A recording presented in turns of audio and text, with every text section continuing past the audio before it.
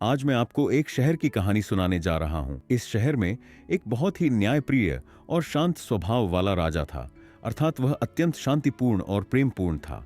एक दिन उस राजा ने एक घोषणा की, मैं चाहता हूँ कि हमारे राज्य के प्रवेश द्वार पर एक भव्य तोरण आर्च बनाया जाए। यह तोरण मेरी सफलता और महानता का प्रतीक होगा। इस तोरण के केंद्र में मेरे खड़े होने और जनता को संबोधित करने के लिए एक मंच होना चाहिए। अब जाहिर है कि कोई भी राजा के आदेश का उल्लंघन नहीं कर सकता था, इसलिए सभी कारीगर काम में लग गए और उन्होंने वह तोरण तैयार कर दिया। जब वह तोरण बनकर तैयार हुआ तो राजा ने स्वयं उसे देखने और भाषण देने का निर्णय लिया। वह पूरे शाही ठाट बाट में निकला, घोड़े पर, पालकी में, हाथी पर या जो भी सवारी उपलब्ध थी। लेकिन जैसे ही वह उस तोरण के नीचे से गुजरा, उसका मुकुट तोरण से टकरा गया और जमीन पर गिर गया। राजा को यह देखकर बहुत गुस्सा आया। वह गहरे आहत हुआ और बोला, यह तो अपमान है। यह मेरे लिए बहुत शर्म की बात है कि मेरे मुकुट के गिरने से मेरी प्रतिष्ठा को ठेस पहुंची है। उसने तुरंत आदेश दिया कि इस निर्माण के प्रमुख अभियंता को बुलाया जाए और उसे फांसी दी जाए। फांसी के लिए तुरंत फंदा और तख्ता तैयार किया गया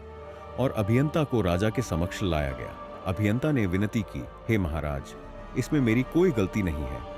मैंने तो सही निर्देश दिए थे, लेकिन मजदूरों ने उन्हें ठीक से नहीं माना। चूंकि राजा बहुत न्यायप्रिय और शांतिप्रिय था, वह अन्याय नहीं सह सकता था, इसलिए उसने अभियंता को माफ कर दिया। फिर राजा ने कहा, अगर अभियंता दोषी नहीं है तो मजदूरों को दंडित किया जाना चाहिए। मजदूरों को बुलाया गया। वे घबराए हुए बोले, महाराज, हमारी कोई गलती नहीं है। हमें जो ईंटें दी गईं वे छोटी थीं। राजा को यह बात उचित लगी तो उसने राजमिस्त्री को बुलाया जिसने ईंटें बनाई थीं। राजमिस्त्री कांपते हुए बोला, मेरी भी कोई गलती नहीं है। मैंने तो वास्तुकार के अनुसार ही ईंटें बनाई थीं। अगर वास्तुकार गलत नाप देगा तो मैं सही ईंटें कैसे बना सकता हूँ। फिर राजा ने वास्तुकार को बुलवाया।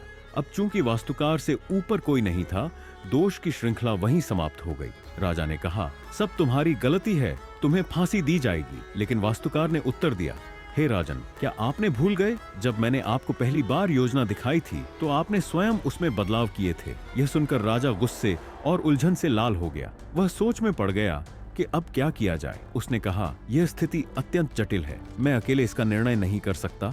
राज्य के सबसे बुद्धिमान व्यक्ति को बुलाओ। राज्य का सबसे बुद्धिमान व्यक्ति लाया गया, एक वृद्ध जो ठीक से चल भी नहीं पाता था और देख भी नहीं सकता था। लोग मानते थे कि वह बहुत अनुभवी है, इसीलिए अत्यंत बुद्धिमान होगा। उस बुद्धिमान व्यक्ति ने कहा, जो भी इसके लिए जिम्मेदार है उसे दंडित किया जाना चाहिए। मेरी राय में इसके लिए तोरण ही जिम्मेदार है, उसी को फांसी दी जाए।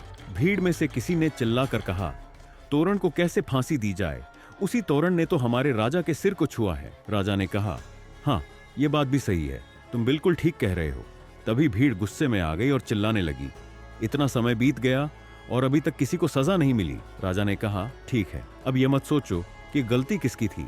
अगर जनता चाहती है कि किसी को फांसी दी जाए तो किसी न किसी को तो फांसी दी ही जाएगी, चाहे वह दोषी हो या नहीं। एक फंदा तैयार किया गया और सबकी गर्दनों का नाप लिया गया। जिसकी गर्दन उस फंदे में एकदम ठीक बैठेगी और जिसकी ऊंचाई तख्ते से मेल खाएगी उसे फांसी दी जाएगी। और संयोग से वही व्यक्ति जिसके नाप एकदम सही थे, वह था खुद राजा। चूंकि राजा ने ही आदेश दिया था और माप भी उसके ही मिलते थे, उसे फांसी दे दी गई। जैसे ही राजा को फांसी दी गई और उसका सिर फंदे में गया, मंत्रियों ने राहत की सांस ली और कहा, धन्य है भगवान, कोई तो फांसी पर चढ़ा, नहीं तो जनता हमारे खिलाफ हो जाती। अब एक नई समस्या खड़ी हो गई, अगला राजा कौन होगा? तो मंत्रियों ने एक योजना बनाई और घोषणा की कि जो भी व्यक्ति सबसे पहले शहर के मुख्य द्वार के नीचे से गुजरेगा, वही नया राजा बनेगा। उसी समय एक पागल व्यक्ति वहां से गुजरा। पहरेदारों ने चिल्लाकर कहा, रुको, तुम्हें हमारे नए राजा का चुनाव करना होगा। उस पागल ने बस एक ही शब्द कहा, खरबूजा, खरबूजा, क्योंकि वह हर सवाल का जवाब यही देता था। मंत्रियों ने इसे ईश्वरीय संकेत माना, खरबूजे को राजा घोषित किया और सिंहासन पर रख दिया। वर्षों बीत गए। जब लोग शहर में आते और पूछते, तुम्हारा राजा खरबूजा क्यों है, तो नागरिक उत्तर देते, यह हमारी परंपरा है, हमने इसी तरीके से अपना राजा चुना था।